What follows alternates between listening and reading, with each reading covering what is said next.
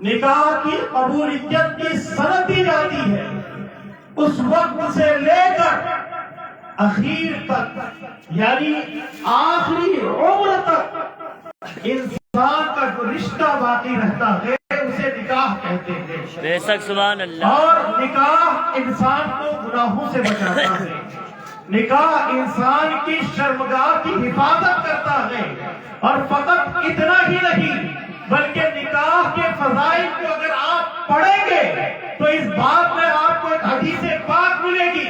اللہ کے رسول صلی اللہ تعالی علیہ وسلم نے اپنے پیاری امتی کے لیے ایک پیغام دیا، اور میرے نبی نے ہم تمام امتیوں کو خوشخبری دے کر ارشاد فرمایا کہ جو شخص نکاح کو مکمل کر لیتا ہے رب قدیر اس کے آدھے ایمان کو مکمل کر دیتا ہے۔ بے شک سبحان اللہ سبحان اللہ۔ نکاح یہ کیا ہے؟ آدھا ایمان ہے، اور نکاح کے بے شمار فوائد ہیں۔ نکاح کے توسط سے انسان بے پناہ برائیوں سے محفوظ رہتا ہے۔ میرے عزیزوں، میرے دوستوں، آپ اپنی اولاد کی جب نکاح کرائیں تو آپ شرعی اعتبار سے کرائیں، شریعت کا پاس اور لحاظ ضرور رکھیں، کیونکہ ایک فضیلت اس نکاح کے تعلق سے میں آپ کو بتاؤں گا، پھر میں حضور غوث اعظم کی زندگی پر روشنی ڈالوں گا۔ دیکھیے، نماز جب پڑھتے ہیں اور نماز شروع کرتے ہیں، نیت باندھتے ہیں، تکبیر تحریمہ کے ساتھ اللہ اکبر کہتے ہوئے نماز میں آپ داخل ہو گئے، آپ کو ثواب ملنا اسٹارٹ ہو گیا، آپ کو ثواب ملنا شروع ہو گیا۔ اب آپ جب تک نماز میں ہیں تب تک فرشتے آپ کے نام اعمال میں ثواب لکھ رہا ہے۔ اسی طرح کوئی شخص روزہ رکھتا ہے، سحری کر لیا، طلوع آفتاب سے قبل صبح صادق ہوا، صبح صادق سے ثواب لکھنا شروع ہوا، اور پورے دن جب انسان بھوک اور پیاس کی شدت کو محسوس کر رہا ہے اس وقت ان کے نام اعمال میں ثواب لکھا جا رہا ہے۔ کوئی انسان حج کے لیے جاتا ہے، کہاں جاتا ہے؟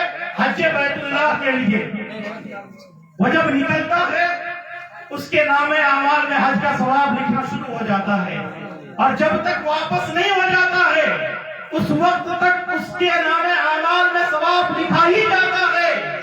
تو یہ کوئی عمل چند منٹ کا ہے، کوئی عمل چند گھنٹوں کا ہے، اور کوئی عمل چند دنوں کا ہے۔ کوئی حج کے لیے جاتا ہے، کوئی 1 مہینہ رہ کر آتا ہے، کوئی 2 مہینہ رہ کر آتا ہے، کوئی 2.5 مہینہ گزار کر مکہ المکرمہ سے واپس آ جاتا ہے۔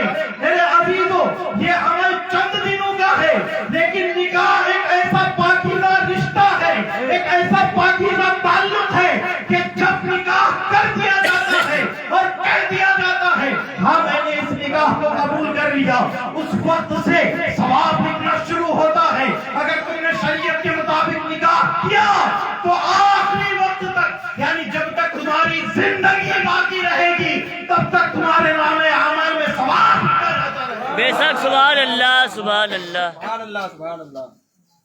تو جب تک زندگی باقی رہے گی تب تک ثواب لکھا جاتا رہے گا۔ تو اب ہمیں سوچنے کی ضرورت ہے کہ ہمیں نکاح کس طرح سے تکلم پر کرنی ہے، ہمیں نکاح کس طریقے سے کرنی ہے۔ آپ غیر شرعی طریقے سے نکاح نہ کیجیے۔ آئیے ایک مرتبہ درود پاک پڑھیں، اللہم صلی علی سیدنا مولانا محمد بارک وسلم، صلی اللہ علیہ وسلم علیکہ یا رسول اللہ صلی اللہ تعالی علیہ وسلم۔ حضرت ابی بن کعب ایک صحابی، حضرت ابی بن کعب کون ہے؟